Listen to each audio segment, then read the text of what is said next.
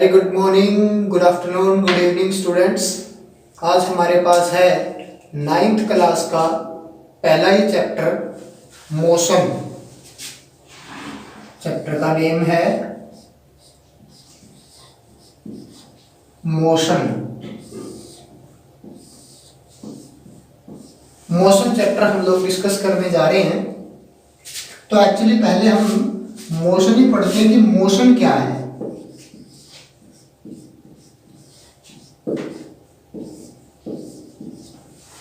Motion क्या है?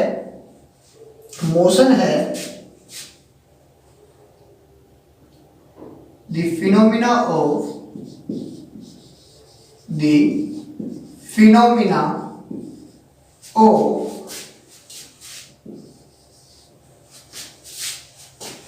change of position, the phenomena of change of position of a body. The phenomena of change of position of a body is known as motion. Motion को और भी कई प्रकार से, कई टाइप से इसको डिफाइन किया गया है और इसको हम लोग और डिटेल से आगे पढ़ते जाएंगे और आपको ये और ज़्यादा क्लियर होता जाएगा। एक्चुअली जब शुरुआत में हम लोग मोशन को पढ़ते हैं तो ये करेक्ट डेफिनेशन है, एक अच्छी डेफिनेशन है। इससे हम इसको डिफाइन कर सकते हैं, किसको? मोशन को।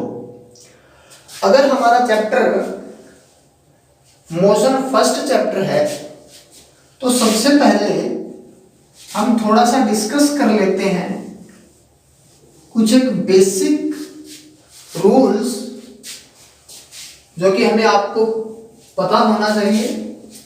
जैसे कि हम लोग 9th क्लास में जो हम बोल सकते हैं कि साइंस हम पढ़ना स्टार्ट करते हैं। आपको लग रहा होगा कि आप लोगों ने 8th में भी साइंस पढ़ी है, 7th में भी पढ़ी है, बट 9th क्लास में आपकी रियली साइंस स्टार्ट होती है, जो कि आपका बेस होता है। पहले आप लोगों ने 8th क्लास के अंदर जैसे फ्रिक्शन पढ़ा होगा, फोर्सेस पढ़े होंगे। अब हम इन्हीं चीजों को पढ़ेंगे, बट इनको थोड़ा सा और ज्यादा डिटेल्स में पढ़ेंगे। तो हमें सबसे पहले पता होना चाहिए कि एक्चुअली साइंस क्या होती है। What is science? तो साइंस हम लोग कैसे डिफाइन करेंगे? साइंस को हम लोग डिफाइन कर सकते हैं कि science is the study of, science is the, या हम ये बोले कि science is the branch of knowledge, science is the branch of knowledge, science is the branch of knowledge in which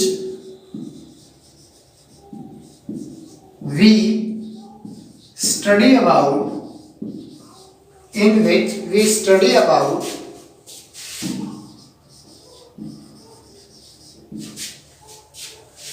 physical world, in which we study about physical world,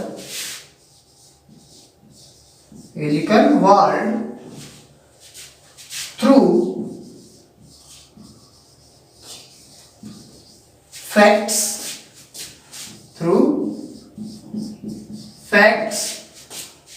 observations, through facts, observations and experiments.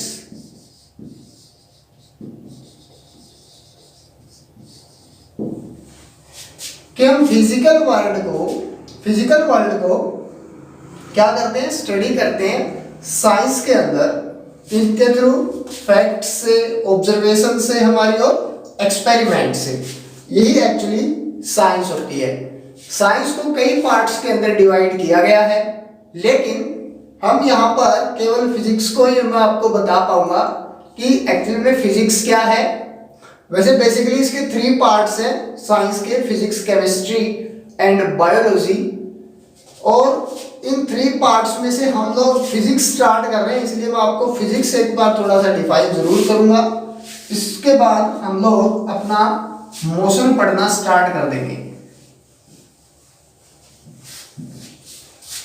तो physics क्या होता है ये भी हमें जानना है। Physics क्या है? फिजिक्स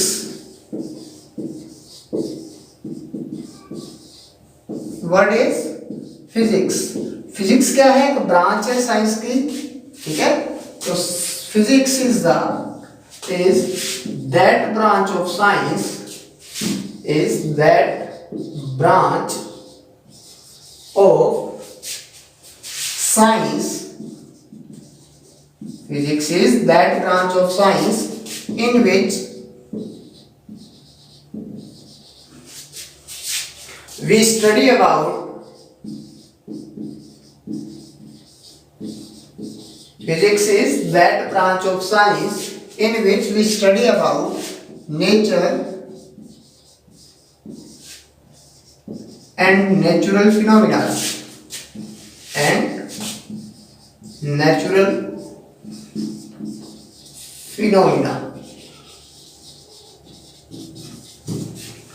ठीक है। तो फिजिक्स कौन है? Is that branch of science in which we study about nature and natural phenomena. Nature की स्टडी हम लोग फिजिक्स में करेंगे और इनके फिनोमिनास के बारे में पढ़ेंगे किसके अंदर? फिजिक्स में। तो जो हम मोशन चैप्टर पढ़ रहे हैं ये भी एक क्या है? स्टडी है नेचर की, ठीक है। तो हम लोग अब स्टार्ट करते हैं मोशन। मोशन की मैंने आपको बेसिक डेफिनेशन शुरुआत में ही बताई थी कि मोशन एक्चुअली क्या होता है।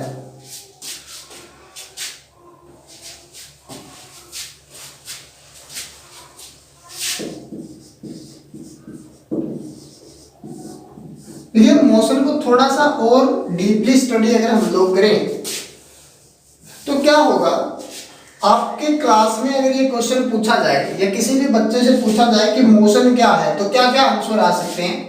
हो सकता है मूवमेंट्स, है ना, जब कोई मूव कर जाए, ठीक है, कोई किसी बॉडी के अंदर मूवमेंट हो, कोई बॉडी मूव कर रही है, ठीक है, ऐसी कुछ एक बातें हम मोशन के लिए क्लास में डिस्कस कर सकते हैं कि एक्चुअली मोशन वही होगा। लेकिन टेक्निकली अगर हम इसकी बात करें तो मैं एक एग्जांपल लेता हूं। जैसे एग्जांपल है कि ये कुछ भी लगा लीजिए आप, ये कुछ एक बस ऐसा एज्यूम कर लीजिए, ठीक है। ये एक बस है, इसके अंदर क्या है, ये इसके अंदर कुछ लोग बैठे हुए हैं जैसे,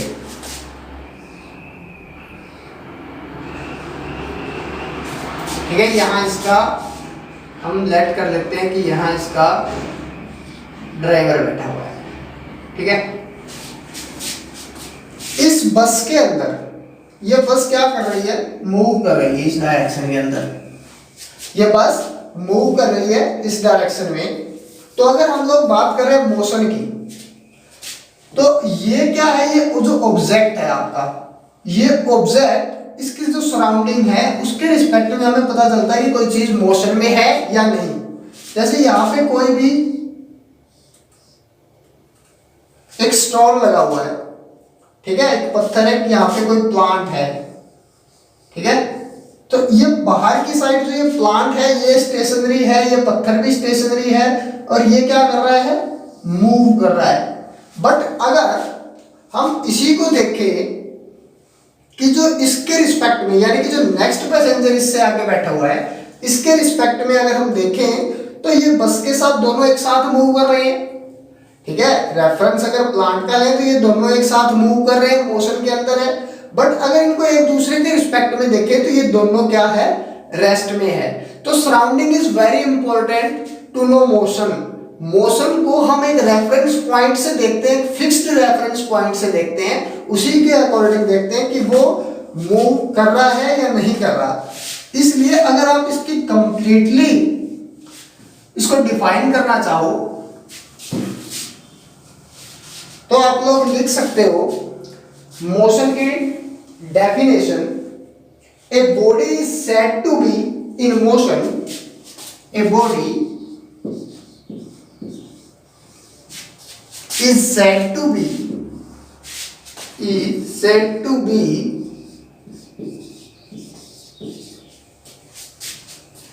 in motion, a body is said to be in motion when its position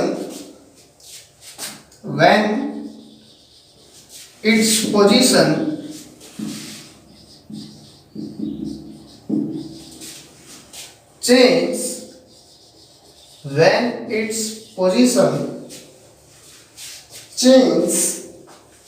continuously with respect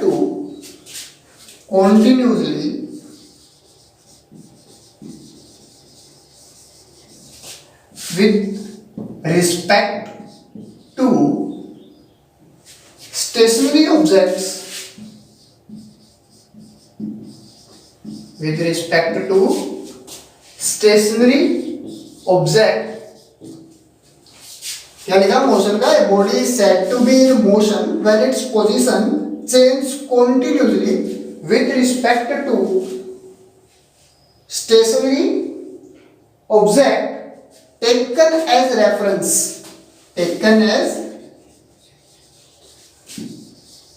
reference, यानी कि रेफरेंस जिनका हम ले रहे हैं उनके रिस्पेक्ट के अंदर बॉडी क्या करे, लगातार अपनी पोजीशन चेंज करती रहे। फॉर एग्जांपल, एक एग्जांपल लेते हैं हम लोग, जैसे कि ये यहां पर एक कोई भी प्लांट है, कोई पेड़ है, ठीक है,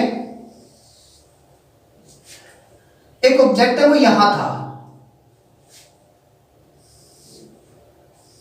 कोई ऑब्जेक्ट है वो यहां था, ये कोई टाइम ले लेते हैं हम लोग, टाइम 0 के ऊपर, इसके और इस प्लांट के बीच की डिस्टेंस 1 मीटर थी।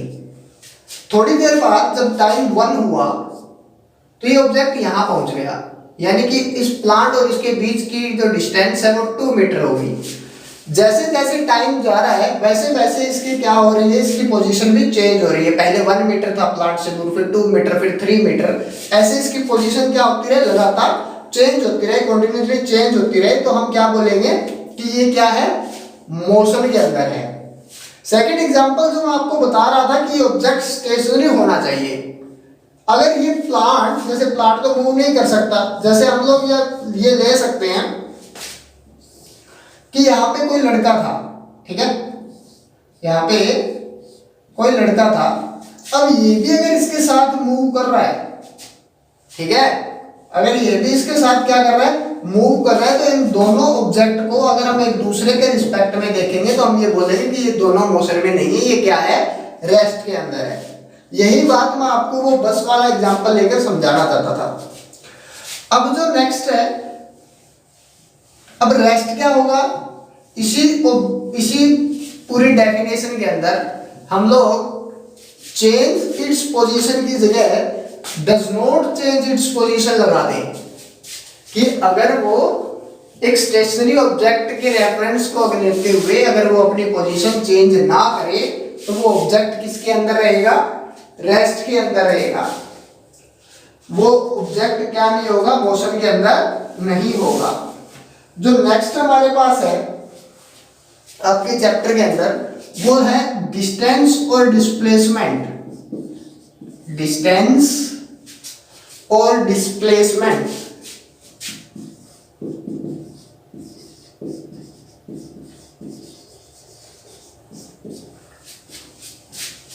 डिस्टेंस और डिस्प्लेसमेंट हम लोग एक साथ पढ़ेंगे।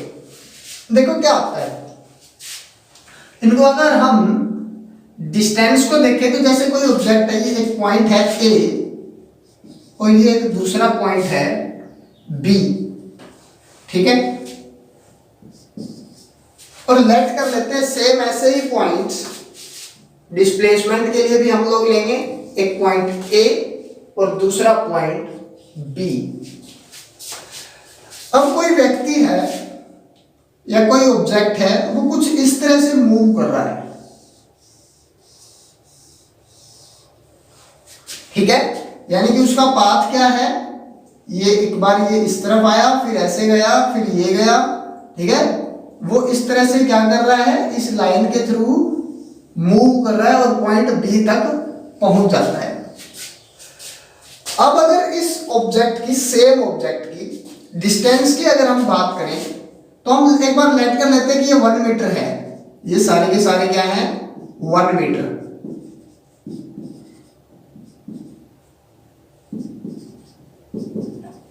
तो जब इसकी डिस्टेंस की बात होगी तो इसकी डिस्टेंस कितनी होगी, 1 2 3 4 5 6 7 8, यानी कि इसकी जो डिस्टेंस हुई ए टू बी जाने के लिए वो क्या हुई, 8 मीटर। अब यही ऑब्जेक्ट, सेम यही मोशन,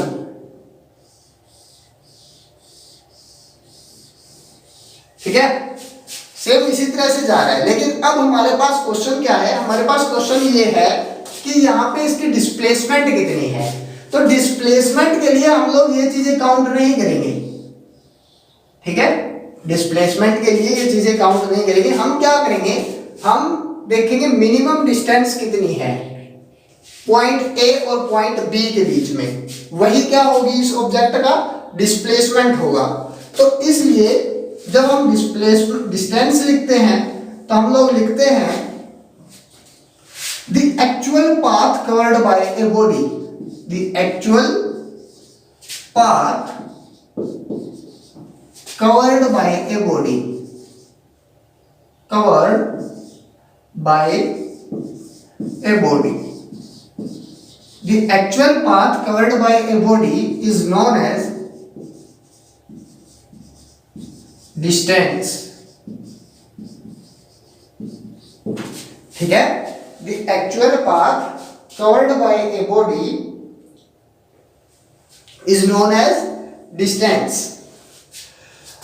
यानी कि जैसे एक्चुअल पाथ का मतलब क्या था, हमने जब डिस्टेंस लिखा तो क्या लिखा, इस पूरी चीज को हमने काउंट किया और ये हमारा आ रहा था 8 मीटर। अब अगर ये ए और बी के बीच की जो ये स्ट्रेट लाइन है, यानी जो मिनिमम डिस्टेंस है वो 4 मीटर या 5 मीटर है, 4 मीटर जैसे ये है, तो इसकी डिस्प्लेसमेंट क्या रहेगी, 4 मीटर।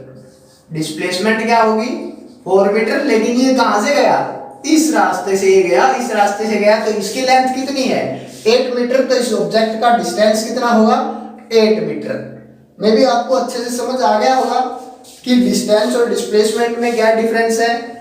तो अब हम लोग डिस्प्लेसमेंट की डेफिनेशन लिखेंगे कि डिस्प्लेसमेंट क्या है, the minimum distance, the minimum distance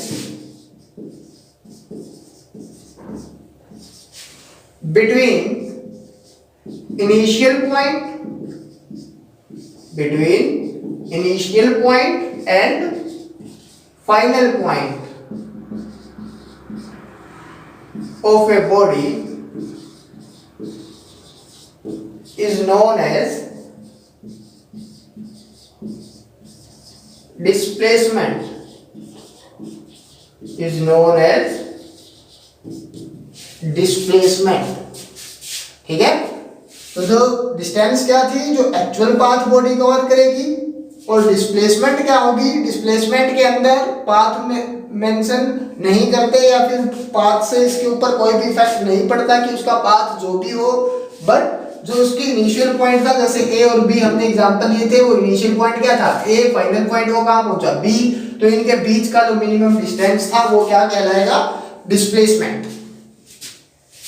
देखिए दोनों ही डिस्टेंसेस हैं, अगर एक टाइप से हम लोग देखें तो दोनों ही दो पॉइंट के बीच का डिस्टेंस है। हमें इनकी जरूरत क्यों पड़ती है, देखो डिस्टेंस एक्चुअली क्या है, एक स्केलर क्वांटिटी है। डिस्टेंस इज ए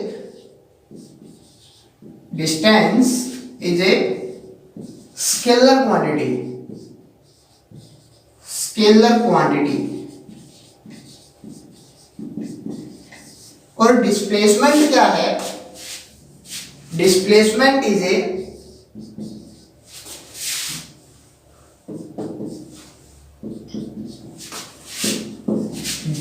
डिस्प्लेसमेंट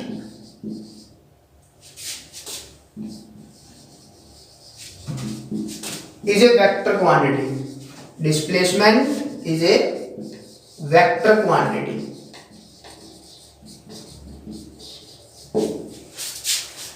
अगर आपने ये पहले आपको पता है कि स्केलर और वेक्टर क्वांटिटी क्या होता है तो बहुत अच्छी बात है, वरना मैं आपको अभी बताऊंगा कि स्केलर और वेक्टर क्या है। इसके अंदर ज्यादा सोचने की जरूरत है नहीं। एक बार आपको अगर आपको नहीं पता है तो आपको केवल डिस्टेंस और डिस्प्लेसमेंट के बीच का जो डिफरेंस है, यानी कि the actual path covered by body और the minimum distance between initial point and final point of the body is displacement, यहां तक आपको जानने की जरूरत है। एक बार के लिए आप माइंड में रख लीजिए कि डिस्टेंस क्या है, स्केलर क्वांटिटी है, और डिस्प्लेसमेंट क्या है, वेक्टर क्वांटिटी है। और अभी मैं आपको बता भी देता हूं साथ के साथ कि स्केलर क्वांटिटी कौन सी होती है और जो वेक्टर क्वांटिटीज हैं वो कौन सी होती हैं। देखिए, सबसे पहले स्केलर और वेक्टर समझने से पहले हमें पता होना चाहिए कि एक्चुअली फिजिकल क्वांटिटीज कौन सी होती हैं। फिजिकल क्वांटिटी अगर आपने कभी पढ़ा हो फिजिकल क्वांटिटी, फिजिकल क्वांटिटी कौन सी होती है। फिजिकल क्वांटिटी को हम लिख सकते हैं, physical quantity is that quantities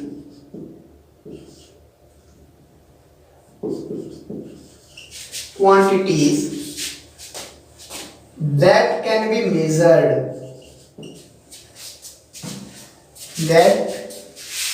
be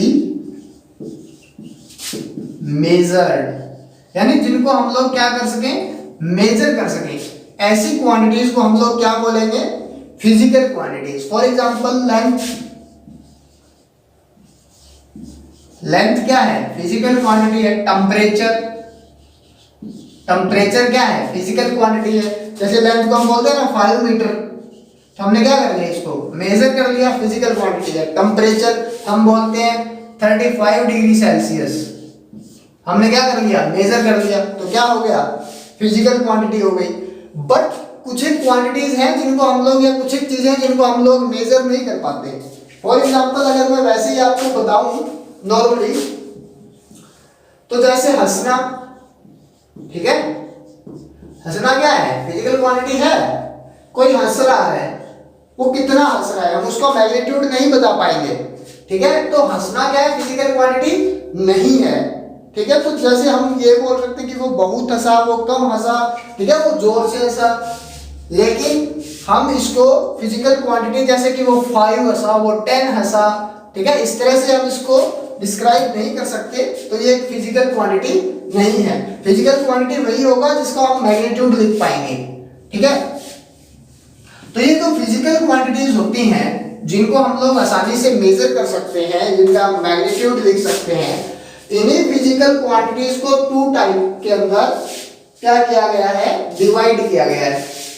जिसमें से एक को बोला गया स्केलर क्वांटिटी, पहले को क्या बोला गया, स्केलर क्वांटिटी, और दूसरी जो थी उसको क्या बोला गया, वेक्टर क्वांटिटी।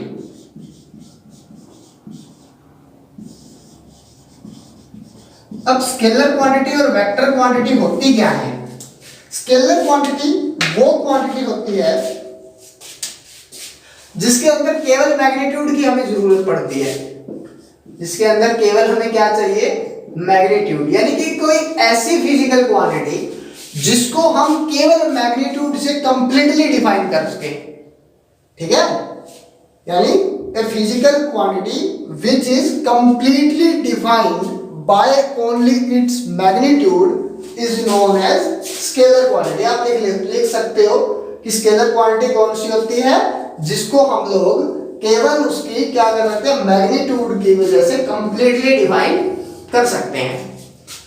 और वेक्टर क्वांटिटी कौन सी होती है, वेक्टर क्वांटिटी वो क्वांटिटी होती है जिसके अंदर हमें मैग्नीट्यूड के साथ उसको कंप्लीटली डिफाइन करने के लिए मैग्नीट्यूड के साथ हमें किसकी भी जरूरत पड़े, उसकी डायरेक्शन की भी जरूरत पड़े। ठीक है, तो ऐसी फिजिकल क्वांटिटी जिसके अंदर रिक्वायरमेंट होती है उसको कंप्लीटली डिफाइन करने के लिए magnitude as well as direction की, उसको क्या बोलते हैं, वेक्टर क्वांटिटी। तो स्केलर क्वांटिटी हमने क्या बोला था कि डिस्टेंस क्या है, स्केलर क्वांटिटी है, और जो डिस्प्लेसमेंट है वो क्या है, वेक्टर क्वांटिटी है। Displacement is vector quantity. तो ये स्केलर क्वांटिटी क्यों है, क्योंकि हमें क्या करना है, हमें डायरेक्शन जो भी हो, हमें तो केवल क्या देखना है, पाथ देखना है ऑब्जेक्ट का। यहां पर इनिशियल पॉइंट हमने देखा, ठीक है, और हमने क्या देखा, फाइनल पॉइंट देखा। अब हमें पाथ की जरूरत नहीं है, हमें ये देखना है कि इसकी कौन सी डायरेक्शन से हम जाए कि ये क्या हो जाए, इनके बीच का जो डिस्टेंस है वो मिनिमम हो जाए। तो ये क्या बन जाएगी आपकी वेक्टर क्वांटिटी। ठीक है, तो स्केलर वेक्टर आपको इजीली समझ आ गया होगा। इसके बाद आपको देखना है कि डिस्टेंस और डिस्प्लेसमेंट की SI यूनिट्स क्या होती हैं। जैसे इसका एक और एग्जांपल मैं स्केलर वेक्टर से आपका लूं, तो जैसे कि सर्कल के ऊपर, सर्कुलर पाथ के ऊपर कोई ऑब्जेक्ट क्या कर रहा है, मूव कर रहा है। वो A से चला और वापस क्या आ गया, A पर ही आ गया। तो अगर आपसे इसका डिस्टेंस पूछे कि इसका डिस्टेंस कितना है, तो आप क्या लिखोगे, ये वाली डिस्टेंस पूरी, क्योंकि हमें क्या देखना है, पाथ को मेजर करना है। तो पाथ मेजर किस फॉर्मूले से होगा, 2 पाई r से, circumference of a circle. Displacement की अगर बात करें, इसकी बात डिस्प्लेसमेंट की, तो इसका डिस्प्लेसमेंट कितना होगा, डिस्प्लेसमेंट तो ये इसका इनिशियल पॉइंट भी है और फाइनल पॉइंट भी है, और इनके बीच की मिनिमम डिस्टेंस कितनी है, 0। तो ऐसे मोशन के अंदर तो अगर हम डिस्प्लेसमेंट काउंट करें तो वो क्या हो जाएगी, 0। ठीक है, डिस्प्लेसमेंट क्या काउंट करेंगे हम लोग, 0। ऐसा ही हम लोग एग्जांपल ले सकते हैं इसके ऊपर, जैसे क्वेश्चन पूछा भी जाए। एक और एग्जांपल से मैं आपको इसका क्लियर कर दूं डिस्टेंस और डिस्प्लेसमेंट को।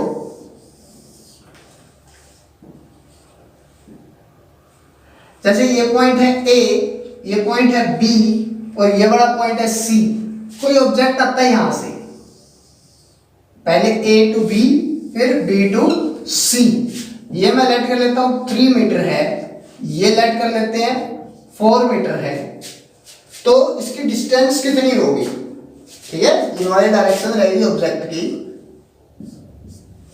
इसकी डिस्टेंस कितने मीटर होगी। तो आप लोग क्या करोगे, डिस्टेंस मेजर करने के लिए 3 metre plus 4 metre, 3 metre plus 4 metre, यानी कि जो टोटल डिस्टेंस हुई वो कितनी हुई, 7 metre. Distance is 7 metre.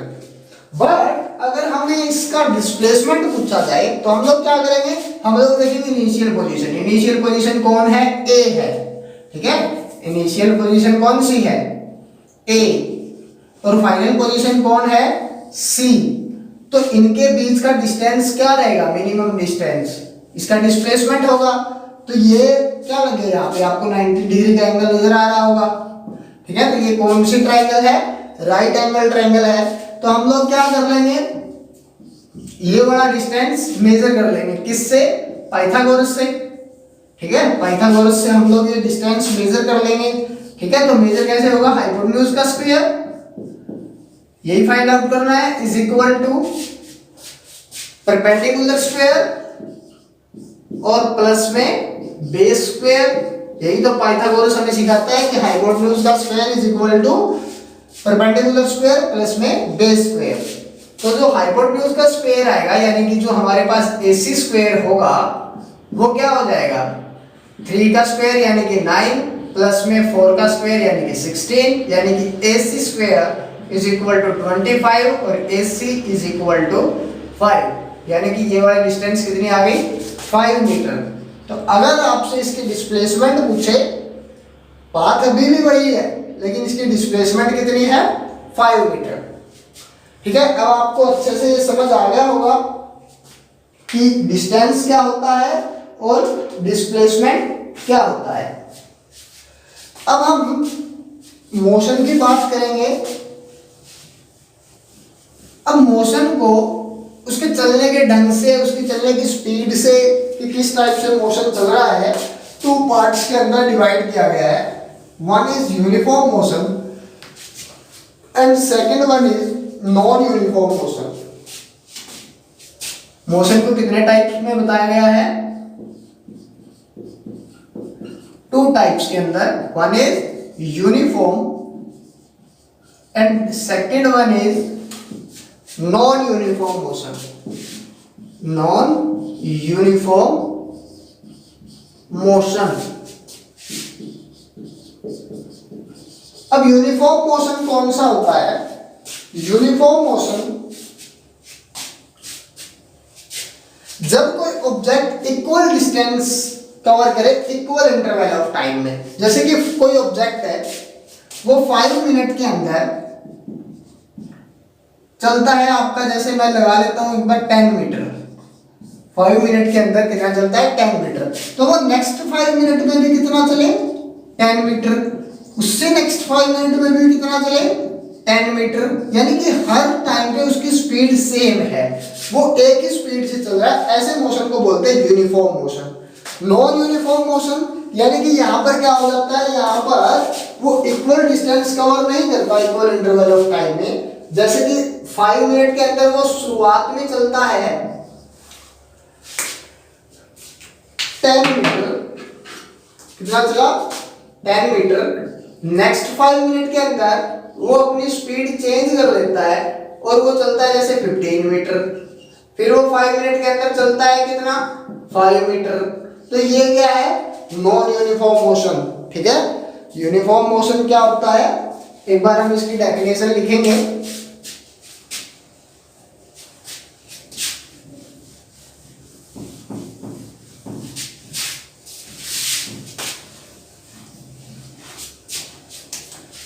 Uniform motion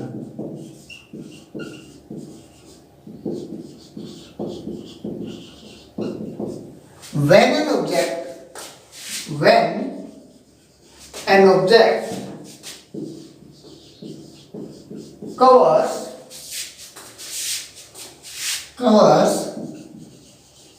equal distance, when an object covers equal distance in equal interval of time, in equal interval of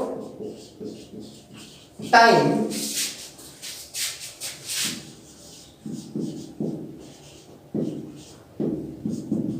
is known as uniform motion. Is known as uniform motion. ठीक है, uniform motion कौन सा होगा? When an object covers equal distance in equal interval of time is known as uniform motion. और जब हम लोग बात करेंगे नॉन यूनिफॉर्म मोशन की, किसकी बात करेंगे? नॉन यूनिफॉर्म मोशन की, तो हम क्या लिखेंगे? नॉन यूनिफॉर्म मोशन कौन सा होगा? When an object covers equal distance की जगह हम लोग क्या कर देंगे? अनइक्वल। नॉन यूनिफॉर्म मोशन के अंदर क्या आ जाएगा? When an object covers unequal distance in equal interval of time. इसको अनइक्वल करने की जरूरत नहीं है। ठीक है, तो क्या होगा? When an object covers unequal distance in equal interval of time is known as non uniform motion. Is known as non uniform motion. समझ आ गया होगा आपको? ठीक है, और आपको बाकी ये समझ आ जाएगा इसका जब हम लोग ग्राफिकल मेथड से इसको समझेंगे। ग्राफिकल मेथड से हम इसको कैसे समझेंगे? देखो,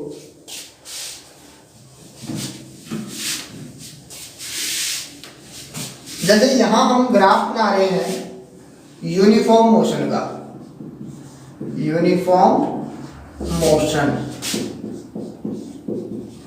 और यहां हम ग्राफ बना रहे हैं नॉन यूनिफॉर्म मोशन का, नॉन यूनिफॉर्म मोशन। अब ये यूनिफॉर्म मोशन का ग्राफ कैसे बनेगा देखो।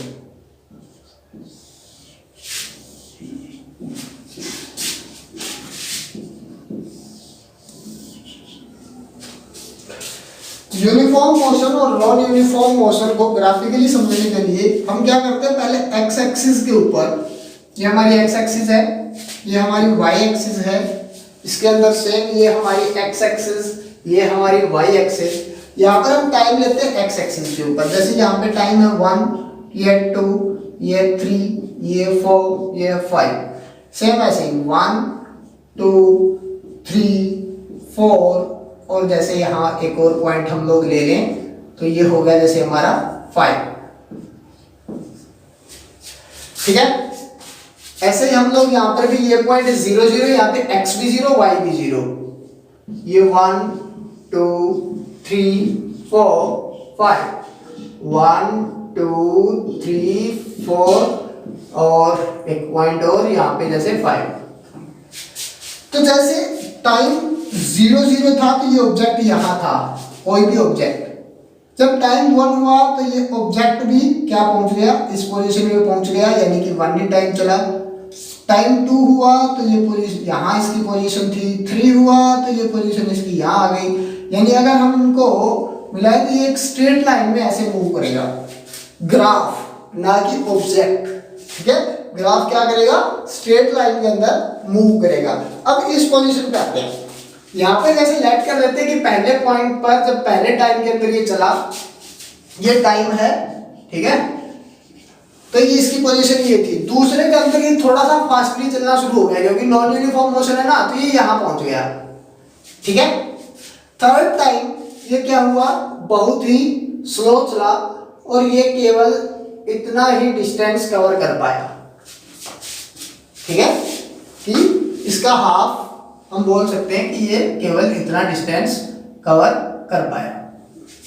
तो जब हम इसका ग्राफ बनाएंगे तो ये कुछ इस तरह का ग्राफ आएगा, यानी कि एक स्ट्रेट लाइन ग्राफ नहीं होगा किसका, नॉन यूनिफॉर्म मोशन का, क्योंकि यहाँ पे इसकी स्पीड क्या होती रहती है, कम ज्यादा होती रहती है। लेकिन यूनिफॉर्म मोशन में वो इक्वल डिस्टेंस कवर करता है इक्वल इंटरवल ऑफ टाइम में, बट नॉन यूनिफॉर्म मोशन के अंदर वो अनइक्वल डिस्टेंस कवर करता है इक्वल इंटरवल ऑफ टाइम में। इक्वल इंटरवल ऑफ टाइम किया ना हमने, यहाँ पे 1, फिर 2 चले, फिर 3, सेम यही 1, 2 और 3। लेकिन यहाँ पर जो ये डिस्टेंस आ रहा था वो पहले केस में भी 1 था, दूसरे में भी 1 है, तीसरे में भी 1 है, बट यहाँ पर क्या हो रहा है, पहले में 1 था, सेकंड टाइम 2 हो गया और फिर क्या रह गया, हाफ रह गया। ये डिफरेंस है यूनिफॉर्म और नॉन यूनिफॉर्म मोशन के अंदर।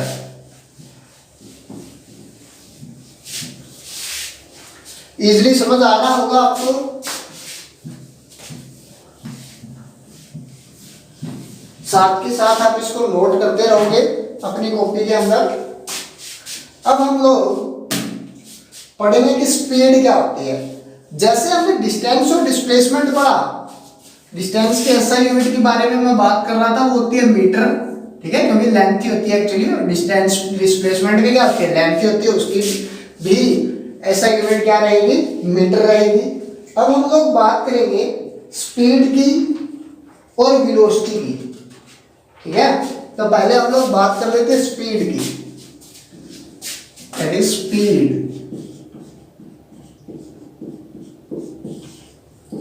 स्पीड मेजर कौन करता है, एक ओडोमीटर होता है ना गाड़ी में, ठीक है, जो आपको बताता है कि आपकी गाड़ी 50 किलोमीटर पर आवर की स्पीड से चल रही है, 60 किलोमीटर पर आवर की स्पीड से चल रही है, 70 किलोमीटर पर आवर की स्पीड से चल रही है। वो क्या बताता है आपको, स्पीड की, गाड़ी की स्पीड कितनी है। अब वो कैसे पता चलेगी हमें, तो हम जब इसका डेफिनेशन लिखते हैं तो हम लोग लिख सकते हैं the distance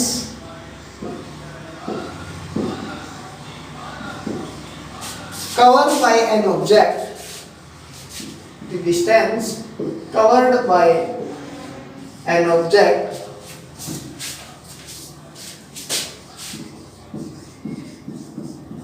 in a unit time, in a unit time,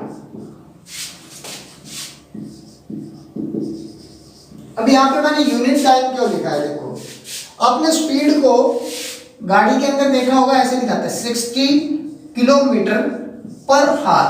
इसका मतलब क्या है कि 1 घंटे में आपकी गाड़ी कितनी चल रही है, 60 किलोमीटर, ठीक है। दूसरा, अगर आपने कभी सुना हो तो ऐसे भी होती है स्पीड 5 मीटर पर सेकंड, यानी कि आपकी गाड़ी 5 मीटर चली 1 सेकंड में, यानी ये एक टाइम होगा, उसको क्या रहेगा, यूनिट रहेगा, वन रहेगा। इसकी यूनिट चेंज हो सकती है, घंटे हो सकते हैं, हार्स हो सकते हैं, मिनट हो सकती है, सेकंड हो सकती है, बट ये रहेगा क्या, वन। तो इसलिए हम लोग क्या भी लिख सकते हैं स्पीड को, स्पीड की बहुत सारी डेफिनेशन हो सकती हैं। The ratio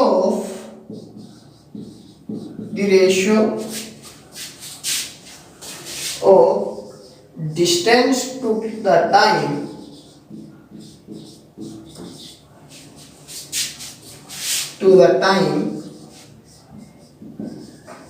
is known as speed,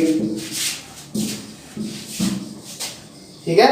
यानी कि रेशो किसका, डिस्टेंस टू द टाइम का भी रेशो क्या कहलाता है, आपका स्पीड कहलाता है। ये इसकी मैथमेटिकली डेफिनेशन हम लोग बोल सकते हैं। तो इसको जब हम मैथमेटिकली डिफाइन करते हैं तो कैसे करते हैं, हम लोग फॉर्मूला लिखते हैं किसका, स्पीड का, कि जो स्पीड होती है वो क्या होती है, speed is equal to distance travelled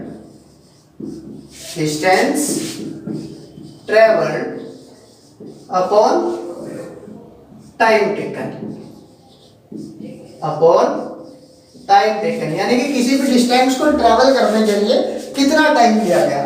जैसे आप चले 300 किलोमीटर, ठीक है, और आपने टाइम लिया दैट इज 5 आवर, ठीक है।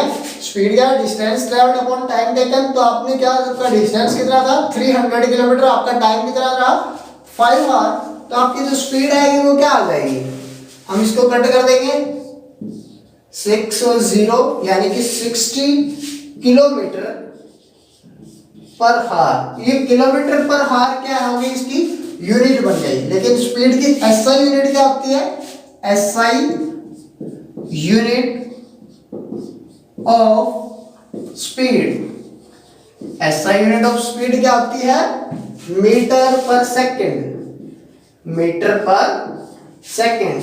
लेकिन ये क्या है, एक बहुत ही छोटी यूनिट है, इसलिए जब भी हम लोग लार्ज डिस्टेंस यूज करते हैं, जब भी हम लार्ज डिस्टेंस के लिए स्पीड निकालते हैं, तो हम किलोमीटर पर हार को क्या कर सकते हैं, यूज कर सकते हैं। अब इसके अंदर एक और जो प्रॉब्लम होती है वो होती है इन यूनिट्स को चेंज करने की, कि हम किलोमीटर पर हार से किसमें, मीटर पर सेकंड में कैसे जाएं, और मीटर पर सेकंड से किलोमीटर पर हार के अंदर कैसे आए। उसका मैं आपको बहुत ही इजी वे आपको बताता हूं, जिससे आप किलोमीटर पर हार को मीटर पर सेकंड के अंदर इजीली कन्वर्ट कर पाओगे। फॉर एग्जांपल, जैसे हमारे पास यूनिट थी किलोमीटर पर हार के अंदर, किलोमीटर पर हार, इसको हमें कन्वर्ट करना है मीटर पर सेकंड में, मीटर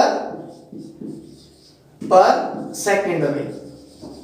मैं केवल ये यूनिट लिख रहा हूं, यहाँ पे आपका मैग्नीट्यूड हो सकता है, जैसे 10 किलोमीटर पर हार को आप मीटर पर सेकंड में चेंज करो, 5 किलोमीटर पर हार को आप मीटर पर सेकंड में कन्वर्ट करो। तो आप लोग कैसे करोगे, हमें क्या करना होगा, पहले किलोमीटर को मीटर में कन्वर्ट करना होगा। तो आपको पता है 1 किलोमीटर के अंदर कितने मीटर होते हैं, 1000। 1 किलोमीटर के अंदर कितने मीटर होते हैं, 1000। अब हार को किसमें चेंज करना होगा, सेकंड में। तो आप लोग सेकंड में कैसे चेंज करोगे, 1 हार के अंदर कितने सेकंड्स होते हैं, 1 आवर के अंदर 60 मिनट, और फिर 60 मिनट के अंदर कितने सेकंड, 60 सेकंड, यानी कि 60 × 60 यानी 3600 सेकंड होते हैं 1 हार के अंदर। तो हम इसको सिंपली इससे क्या कर लेंगे, मल्टीप्लाई कर लेंगे। तो मल्टीप्लाई करने के बाद हमें क्या मिला, हम ये 2 जीरोस यहाँ पे कट कर रहे हैं, यहाँ पे क्या हो गया 5, यहाँ पे क्या आ गया 3, ठीक है। 5 2 10 2 5 10 और 2 3 2 3 जा 6। तो किलोमीटर पर हार को अगर मैं मल्टीप्लाई कर दूं डायरेक्टली 5/18 से, 5/6 3 जा 18, तो मेरी यूनिट क्या निकल के आ जाएगी, मीटर पर सेकंड। और अगर इसी को मैं इधर लेके जाऊं, किलोमीटर पर हार, ये 5/18 यहाँ पे पड़ा था, ठीक है, अब मैं इसको इस साइड लेके जा रहा हूँ क्योंकि मेरे को क्या चाहिए, मीटर पर सेकंड से किलोमीटर पर हार चाहिए। तो मीटर पर सेकंड इनटू में ये क्या हो जाएगा, 18 ऊपर और 5 नीचे।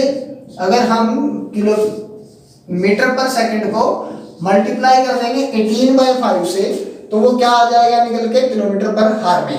तो आपको बार बार ये करने की जरूरत नहीं है, आप ये कांस्टेंट आपको पता चल गया कैसे आया, ठीक है। आप इसको मेमोराइज कर सकते हो कि किलोमीटर पर हार से मीटर पर सेकंड के अंदर जाएंगे तो 5/18 से मल्टीप्लाई, और मीटर पर सेकंड से किलोमीटर पर हार के अंदर जाएंगे तो 18/5 से मल्टीप्लाई। इससे आप इसको इजीली कन्वर्ट कर पाओगे। इसके बाद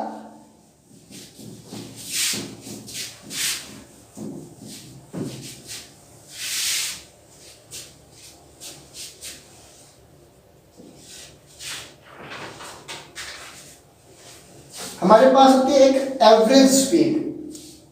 क्या होती है, एवरेज स्पीड। एवरेज स्पीड कौन सी होती है, जैसे हम एग्जांपल लेते हैं, एग्जांपल क्या लेते हैं हम लोग, जैसे हम यहां है, ये किसी शहर का नाम हम लोग दे देते हैं इसको, जैसे हम यहां है सिरसा, ठीक है। हम लोग पढ़ क्या रहे हैं, एवरेज स्पीड, एवरेज स्पीड।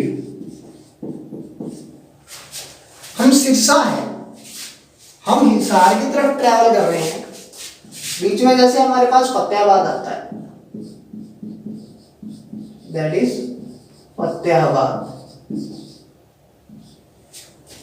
और ये हमारा लास्ट जो लोकेशन है वो हमारी क्या है, हिसार। ये हम ऐसे ट्रैवल कर रहे हैं, लेट कर लेते हैं कि ये वाला डिस्टेंस भी 50 किलोमीटर है अप्रोक्सीमेटली, और ये भी डिस्टेंस कितनी है, 50 किलोमीटर, ठीक है। तो एवरेज स्पीड क्या होगी, जैसे हमने यहां से यहां तक जाने के लिए हमने 2 आवर्स लिए, ठीक है। हमने यहां से यहां तक जाने में कितना टाइम लिया, 2 आवर्स। फिर हम क्या हुआ, हम फतेहाबाद के अंदर रुक जाते हैं। फतेहाबाद के अंदर हम लोग क्या होता है, रुक जाते हैं, और हम कितने देर के लिए रुके रहते हैं, हाफ आवर के लिए, आधे घंटे के लिए हम लोग कहाँ रुक जाते हैं, फतेहाबाद के अंदर। नेक्स्ट जो हमने जो डिस्टेंस कवर किया, लेट कर लेते हैं, थोड़ा लेट हो जाते हैं, और यहाँ से हम थोड़ा सा फास्टली चलते हैं, और 1.5 आवर के अंदर हम फतेहाबाद से हिसार के तक पहुंच जाते हैं। तो हमारी एवरेज स्पीड क्या होगी, ठीक है। इस तरह का क्वेश्चन पूछा जाएगा, तो इसके लिए आपको क्या करना होगा, एवरेज आपने पहले भी कभी निकाला होगा, तो एवरेज के लिए हम लोग क्या करेंगे, टोटल डिस्टेंस